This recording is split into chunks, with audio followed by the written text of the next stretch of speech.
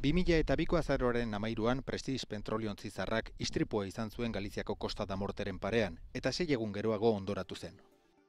Hurrengo asteetan istripua ezbehar ekologiko itzela bilakatu zen, marea beltza landeetaraino iritsi baitzen.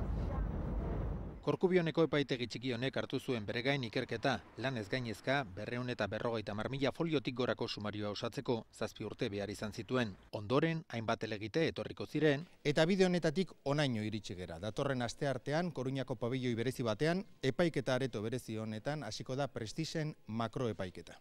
4 auziperatu daude baina 3 aulki akusatuen eserlekuan. Ontziaren lehen ofizialaren arrastorik ez baitago. Lehenengo biak beste marinel batentzat eta Prestigearen kapitainarentzat dira. Apostolos Magurasi ingurumenaren aurkako delitua leporatzen zaio, eta 2.300 milioi euroko ordaina eskatzen diote kaltedunek. Para que te hagas una idea, cofradías de pescadores de Galicia y de Cantabria, la Diputación de la Coruña, está el Estado francés. Baina Euskal Herritik oso gutxik jo dute auzitara, bere garaian arrantza kofradiek eskaini zizkieten diru ordainak onartu zituzten, bide penalari uko eginez.